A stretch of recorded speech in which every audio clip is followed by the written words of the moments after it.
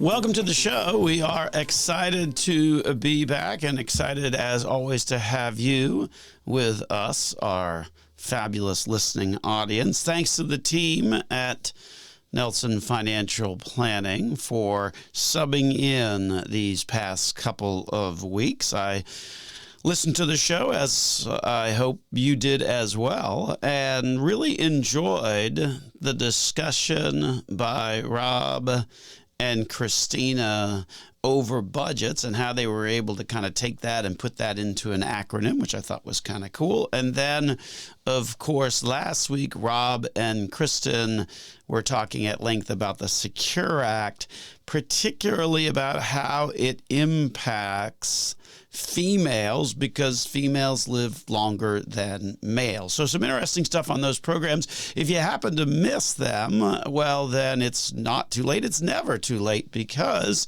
anything on the internet, as it was described to me many years ago when my kids were first kind of getting introduced to all of that, it is public and permanent. So you'll always be able to go to your favorite podcast platform and find our channel and find those episodes along with our YouTube channel. Just simply look for Nelson Financial Planning on YouTube. So make sure you check it out. I listen to the shows, and as I said, pretty good shows across the board.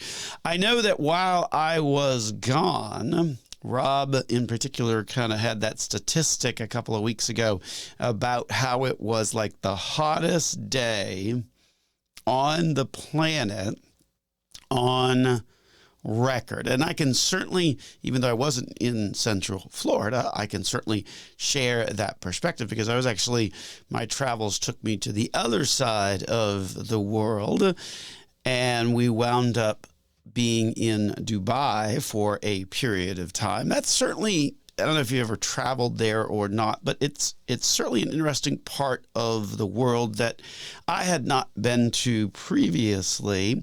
And certainly that area experiencing just tremendous growth. When you think about this country, United Arab Emirates, that really has only been around for like 50 years, and it was basically desert and kind of still is, but they've built a tremendous amount of buildings. The skyline looks like Manhattan almost in a lot of ways.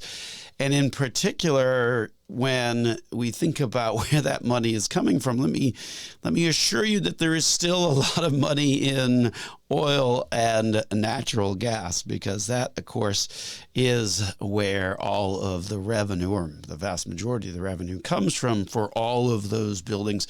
And when we went to visit, and I don't know if you're familiar with sort of what they've done in Dubai, but they've basically built these land structures that look like a palm tree. And I kid you not, when we went there, we were able to go up into a building that was sort of at the base of the palm, and you go up and you have about 40 stories, and you look out, and it really is the shape of a palm, and it's all completely man-made. And the amount of construction that is on this palm is really staggering. So some interesting perspective, I guess. That's why we travel. That's why I like to travel, is to kind of get some different perspectives on what's going on in the rest of the world. But needless to say, it was very hot over there. It was July and standing in a desert, so that certainly really is a hot combination. For comparison, I think one day when I looked, it was like 89 degrees here in Orlando. There it was 115. So definitely very hot. That's like a 30% or 30% higher temperature. And so you would think, right, with all of this heat, that it might make folks maybe less spurred to action that might materially impact your finances. Well, sadly, that has not been the case in Washington over the course of the past few weeks. So, first of all, we have to talk about the Supreme Court decision involving student loans. If you listen to our program, and I was surprised when I looked it up just how long that program was ago. It was actually August 30th. Our program on August 30th talked a lot about the original Biden proposal of this massive student loan forgiveness program. And if you listen to that program, if you want to listen again, to just go to our website, Nelson Financial Planning, and you can find sort of that all of the prior programs on the website, or you can click on any of the icons and get directly connected to our channel on any of the various podcast platforms. But we had very, very strong feelings about that, right? I mean, I know where is sort of the personal responsibility and all that. And what about the folks who worked hard to pay for school and or even paid their loans off? So we want to spend some time on the program talking about what's the impact that decision will have, and where does everything go sort of from there? Because there's been a sort of a counter proposal that has immediately been rolled out by the current administration involving income repayment student loan plans. So we're going to be talking about that on the program, and in particular sort of what the impact there is on your wallet. And then we'll stay in Washington, and we will turn to Congress, which is typically where a lot of the changes happen, particularly on a legislative point of view.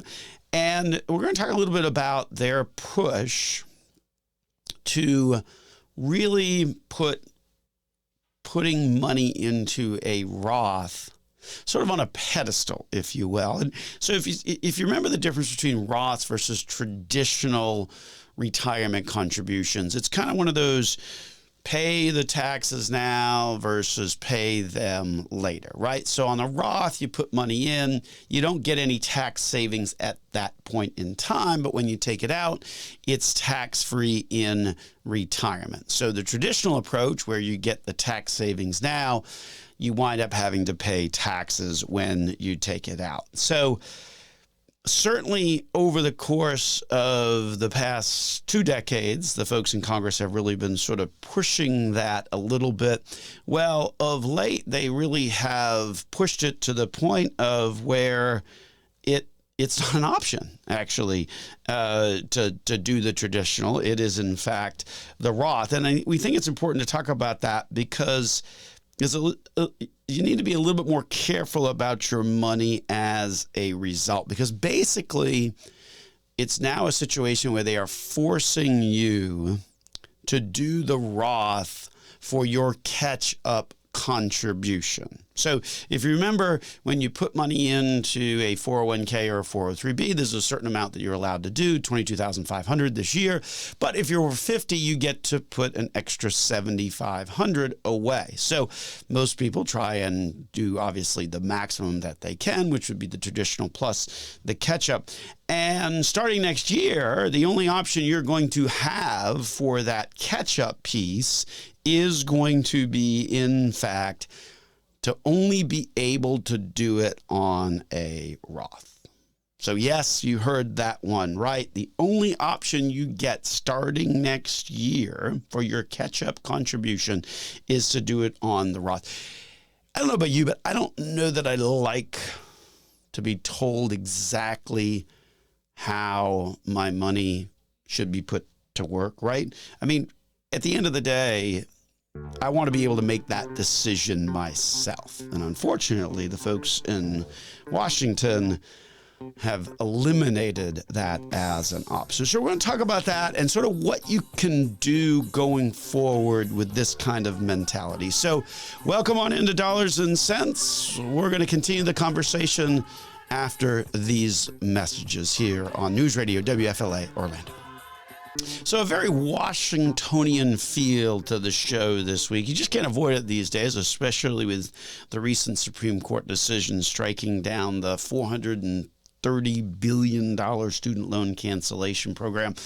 On the show, we're going to talk about what's the impact for folks with that, and what does the future look like? So welcome on in to Dollars and Cents, where we help you make sense out of all of life's decisions involving your dollars. My name, of course, is Joel Garris. I'm a certified financial planner, certified financial fiduciary at Nelson Financial Planning, where we got a team of great people, all of whom happen to be certified financial fiduciaries as well, that stand ready this week to help you change your life with a successful and cost-effective financial plan. Speaking of that team, thanks to the team for covering the show these past couple of weeks. If you missed the program, certainly we found it very interesting because we listened to the program, even though we weren't in Central Florida. We were sort of on the other side of the world.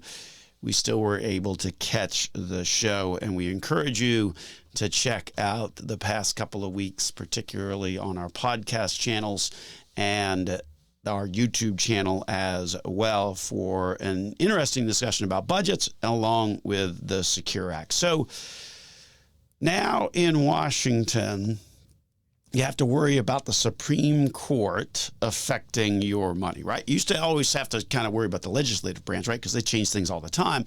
But now the Supreme Court has kind of gotten into the middle of all of that. And it really makes it hard to keep up with all of these changes, right? But this one in particular sort of directly impacted people's wallets. Here are the stats. In the weeks that the student loan cancellation program was open, so prior to the Supreme Court decision, the program itself was open, there was a total of 26 million people who applied, and of those, 16 million had already been approved. Student loan debt, you've heard us talk about it before on the program, such an issue. Cost of college is shocking. This program clearly had a lot of interest. The student loan cancellation program clearly had a lot of interest. But then again, we weren't particularly big fans of this. If you listen to that show that we did last August, on August 30th, and we heard from many of you that weren't particularly big fans of this thing either, because it's simply sort of put the disadvantage the folks that had taken responsibility, that had done the right thing and paid for school on their own accord, or maybe worked hard to pay off their loans. It just didn't seem like that was a good thing. I know my wife and I had a bunch of student loans after we graduated from law school, worked pretty hard to try and get all of those paid off.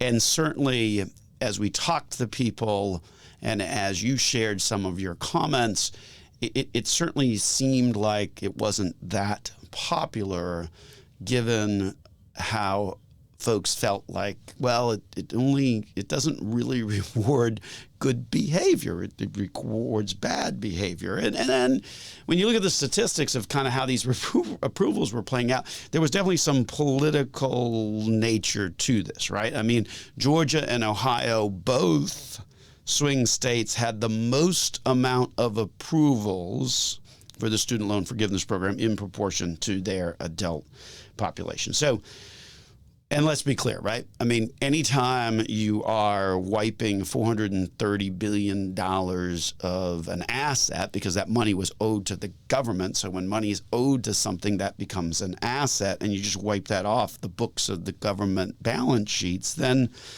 there's got to be an impact, right? There's no free lunch.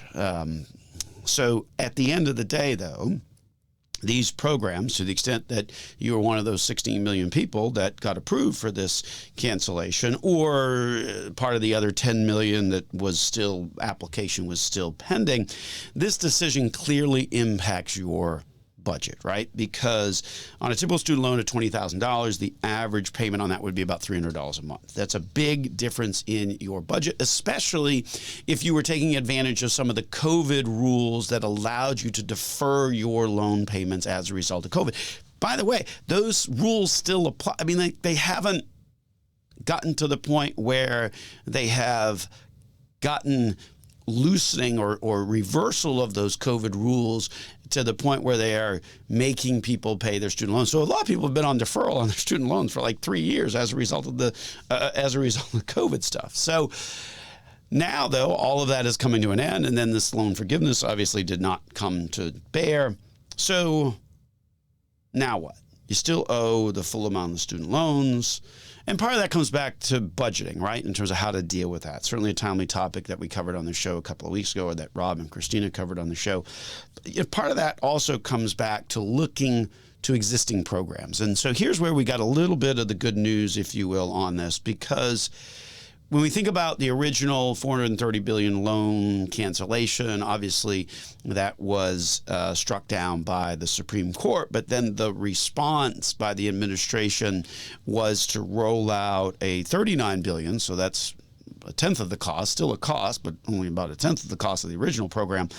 And what they rolled out was sort of an emphasis on income-based repayments and trying to get those on track. Because here's the reality: a lot of these income-based repayment plans is that they've always been somewhat cumbersome. They've always been somewhat difficult for people to achieve that. And so ultimately the response was, okay, we're going to do a little bit more on this income-based repayment structure. So the good news as it relates to the Supreme Court decision is that it did wind up expanding these income-based repayment plans. And it's estimated that over 800,000 borrowers are going to see their student loans disappear. Those are folks that have been on income-driven repayment plans and that have made 20 or 25 years of payments, ultimately getting their remaining balance wiped out. And I guess at the end of the day, that is the good news. Understand that these income-based repayment plans are specifically designed to allow people to work in jobs that might not have the highest possible compensation, but at the end of the day, by basing your repayment on your income, then it's still requiring you to be responsible for your student loan debt. And we think that that's important. We think that there's a lot of pieces of responsibility that need to come back into the picture of things. And one of the things that this reminds me of is that just this past month, we had a couple. They've been clients and friends for over 20 years. And so every time we would meet, we would have this ongoing conversation about student loans because they were working for Orange County government. And so that had made them eligible for one of these income-based repayment types of loans. And so every year, that was the plan, is to kind of follow the rules on that to make sure that they were able to take advantage of that. And then lo and behold, had the pleasure of visiting with them last month and finally got to the point where they had sort of served the time, if you will, and wound up having success under one of those income-driven repayment plans. So some good news, sort of, I think, or a silver lining, if you will, across the board that's going to make these income-based repayment plans much better. And it sort of makes sense when you think about it, because to make that part of the program work, and again, we saw it in particular with this couple that we've been working with over the course of the past 20 years, where we made a plan of, hey, if we stick with this, if we stick with these jobs,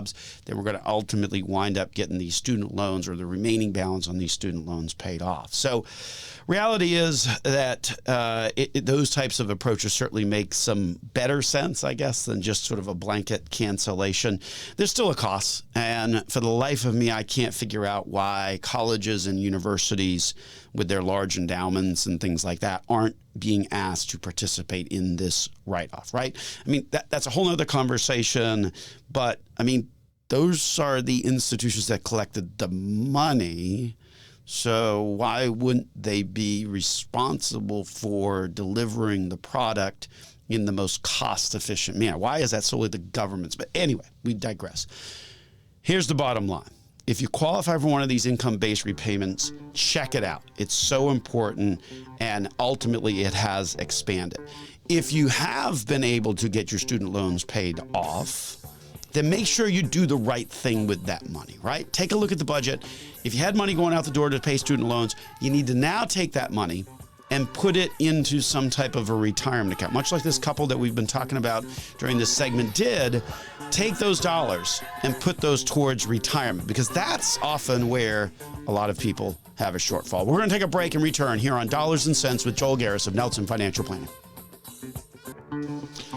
Well, it's all about the heat these days, right? Hot, hot, hot. And if you think it was hot here while I was away on my travels that took me to the other side of the world in Dubai, it's about 30% hotter temperature there. So stay cool, stay hydrated, watch those pets, and I guess thank goodness for AC. Not a lot of folks in Dubai this time of year because it is so hot, from news reports, I guess everybody is going to Italy this year, right? I've seen a number of articles where Europe and Italy in particular, very crowded with tourists. I had a friend of mine who was in Italy about a month ago. He was telling me that he was not able to get into the town of Amalfi, which is on kind of the was that western coast of Italy. Beautiful city. I've had the opportunity to go there myself, but he was not able to because of how many tourists had sort of booked that day. So certainly it is hot outside. It is just as hot in Washington. We see them pushing the hot item of the Roth, and not just in the Secure Act, which is what Rob and Kristen talked about on the show last week, but sort of throughout the course of this year and next, sort of the push is on, if you will. And I guess why is that? And I think to recap, if you're a regular listener to the program, you know we don't really trust our government that much. Maybe you do, good for you, but we don't. And so certainly we've talked about this at length in a variety of different angles and topics that come out of Washington. Of course, if you ever want to listen to any of those previous programs, then you can go to our website, nelsonfinancialplanning.com, or you can visit your favorite podcast platform. Simply look for Nelson Financial Planning or Dollars and Cents with Joel Garris, and you'll find our channel. If you have any trouble, go back to the website, nelsonfinancialplanning.com.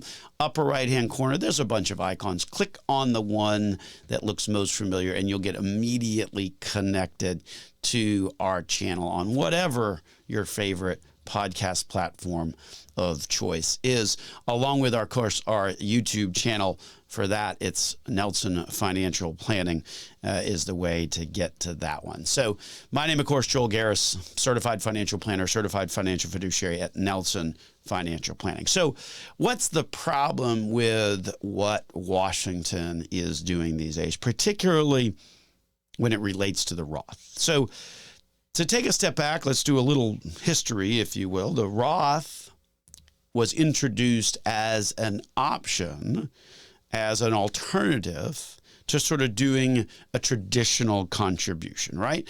Main difference on the Roth was, well, you're not going to get any tax savings now, but when you take it out in retirement, it's going to be tax-free. The traditional approach was, okay, we're going to try and encourage you to save money for retirement by providing you a tax deduction now.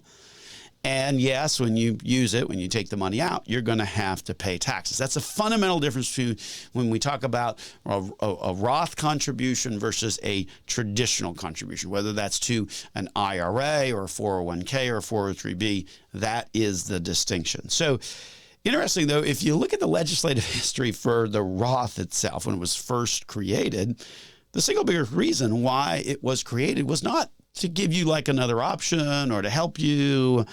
If you look at the legislative history, it all really came down to generating revenue. Because remember, the Roth you fund with after-tax money. The traditional, you get a tax deduction on it. So if you push the option that makes you pay the taxes now, what does that mean from Washington's perspective? Well, from Washington's perspective, it means that they're getting revenue. They're getting money. And in case you haven't realized, they're kind of in desperate need for money now. And so that's really the messaging or the focus that is coming out of Washington. Look, don't get me wrong. We understand the allure of the Roth being tax-free. It seems like that is like a siren song that we hear out there in the financial industry and also in Washington as well. Because at the end of the day, we all like free stuff. So if you tell somebody it's going to be tax-free, well, that's pretty exciting. Free stuff in general is pretty exciting, right? Go to Publix and love the BOGOs, right? Buy one, get one free. How amazing is that? Doesn't matter that, I mean, when I I do it, I don't know about you, but whenever I do it, it's like, okay, I've got the second one, but at the end of the day, I never really used it, but it was free. So, so that's good. And I think that underscores why the word free often comes with some strings, right? And in this case, I think Washington has really seized on sort of the siren song of free to help convince you that it is free so that Washington can get more in tax revenue.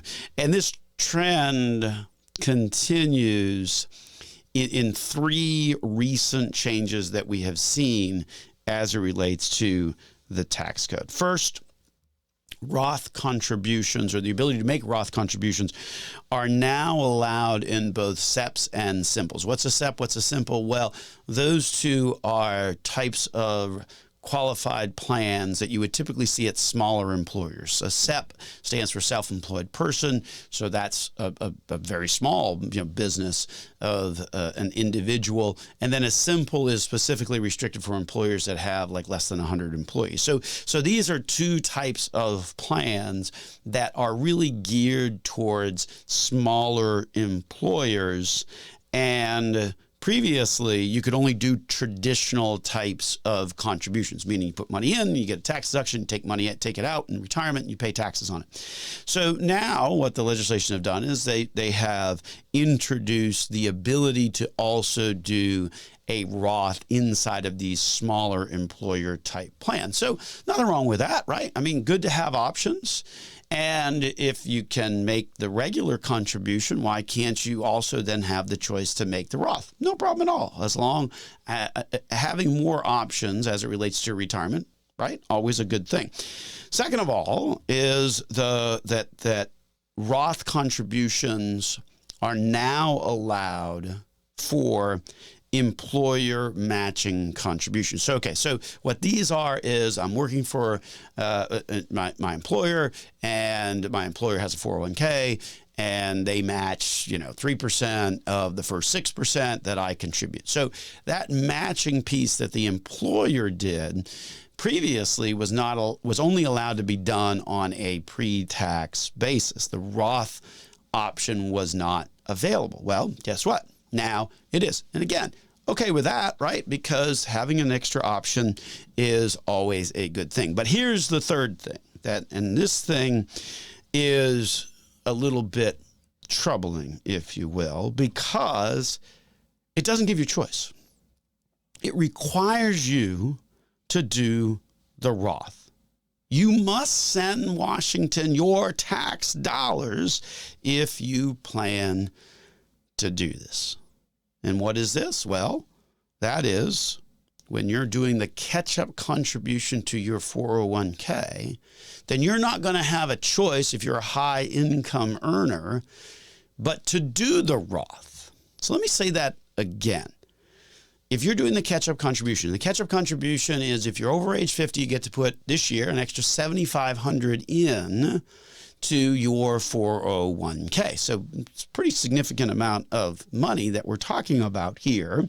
And you typically would, sort of have the option.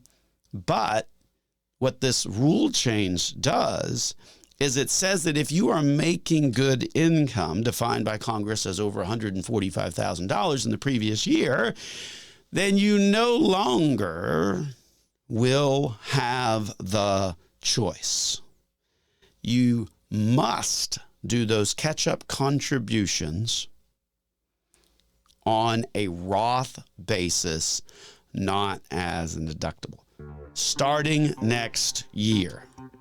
So let me say that again. That starts next year. We're going to take a break, and we're going to continue on this conversation of the elimination of options if you're doing your catch-up contribution starting next year, because there's some real things that you need to be thinking about and considering on this as they kind of limit the options that you have available to you for retirement. So we're going to take a break and continue here on Dollars and Cents with Joel Garris of Nelson Financial Planning. So let's get this straight. We all like free, right? I mean, free stuff is always good. Whether you're going to Publix and getting the BOGO and getting the extra one for free, then it just sits on the shelf. At least it does at my house. But the reality is that we hear a lot about tax-free when it comes to Roth versus traditional retirement account options. And so the difference between them, just to recap that, is that the Roth, when you make a contribution on the Roth side of things, you do so on an after-tax basis. So you don't get any tax savings now, but when you retire, the tax savings comes to you in the form of you can use that money without any taxes. On the traditional side of things, you got the incentive today of funding a traditional IRA or traditional side of a 401k. You got the tax deduction now, and you had to pay the taxes later. So the difference between the two is really kind of saving on your taxes now versus saving later.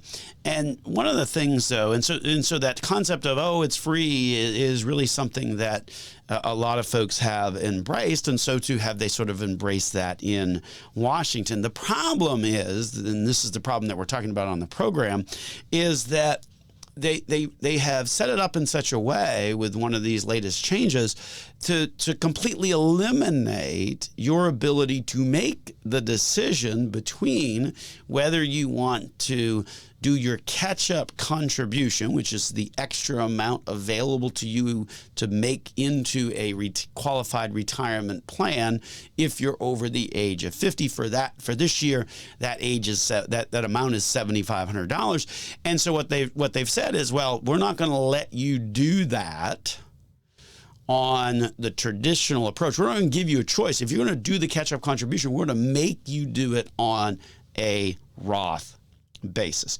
As we said just before the break, that's not the rule this year, but it is on tap to be the rule next year. Now, a lot can happen between now and then.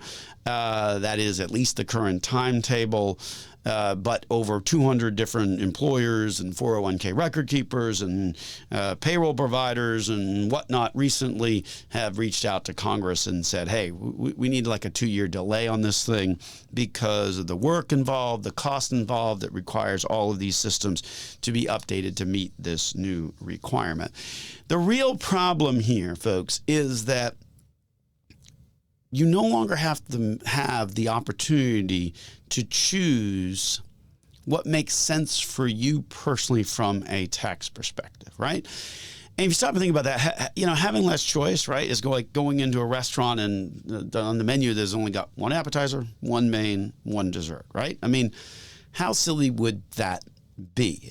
Stephanie and I went out, and the boys went out to dinner this past week. Went to a restaurant that was one of our favorite. It closed, relocated, reopened, and there wasn't just one item on the menu. There's a bunch of different items on the menu, and so now, unfortunately, what the folks in Washington are doing is they're basically giving you a menu that has one option. And at the end of the day, we just don't think that that is right. More importantly, the twist on this, if you will, is that this rule only applies if you make a high income, above $145,000 of earnings in the prior year. That, frankly, is exactly the group that we typically talk to about trying to find ways to save money on your taxes. And if you're doing the Roth, you're not going to save any money on your taxes today. In order to save money on your taxes today, you have to do the traditional approach. So it's exactly the group that we would find to be more likely to want to do the traditional approach and get the tax deduction now versus later. But that is exactly what Washington is forcing you to not be able to do, to only do the Roth. Here's what the cost looks like. So here's an example. Let's say you're in the 35% tax bracket. The extra $7,500 translates to, if you were to do that as a pre-tax contribution, translates to a tax savings of $2,625. Over a third, if you will, of the amount that you could use for that catch-up contribution is coming from the tax savings, right? And that's a pretty important ability or flexibility that brings to the table. Unfortunately, here, you're not getting a choice, if you will. So there's not a whole lot of options here to necessarily do something per se with your catch-up contribution to your 401k, right? Them's the rules. And so we're assuming that they wind up ultimately being effective next year. But I do think we'll see this. This is the trend in Washington. They need money now. And the Roth is the way that, or one of the ways in which they can get money now over the alternative where you save money, where you don't have to send in those tax dollars if you're staying more on the traditional side. So I think what that requires folks to do, excuse me, is to take a little bit broader look at your overall financial picture. I mean, that's really what it comes down to, right? If Washington is in this mode of we're going to reduce choice, then you've got to take a much greater look at your overall financial picture. And that's sort of where the team at Nelson Financial Planning sort of comes in, right? And remember, an entire team of people, certified financial fiduciaries, and we really do focus on sort of that holistic picture, if you will, that allows us to sort of recommend solution in exactly these types of circumstances where you wind up finding that you've got limited options. I mean, some of the examples that immediately spring to mind of the kinds of solutions that could possibly apply to you here in this case, where you no longer get the option to choose how you want to make that catch-up contribution, but you're getting forced into the Roth side of the equation, is to sort of look at that overall picture and maybe have your spouse maximize out their contributions on a pre-tax basis, particularly if maybe they're earning a little bit less.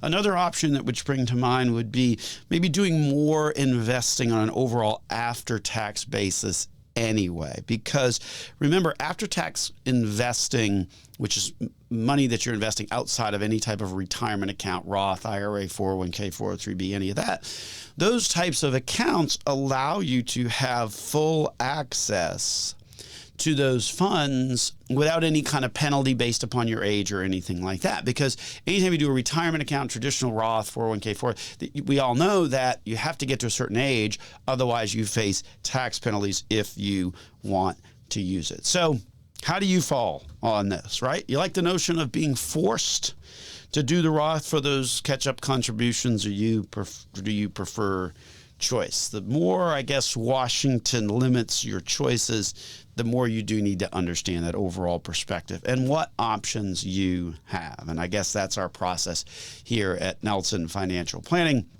So if you're not getting that currently, give us a call to set up a free conversation. Just visit our website at nelsonfinancialplanning.com to get something set up today. We do the very best we can to sort of minimize the pain, look at the options, help you understand what is going on for the long haul, and take the time to kind of go through the process and ultimately adjust what you need to do. So decisions in Washington clearly have ripple effects through your personal finances. It's crucial that you understand how those latest changes affect you. If you have questions or need help, give us a call to set up a free conversation. Just go to our website, nelsonfinancialplanning.com, and contact us. Have a great rest of your day, and thanks for joining on into the program. This has been Joel Garris of Nelson Financial Planning on Dollars and Cents.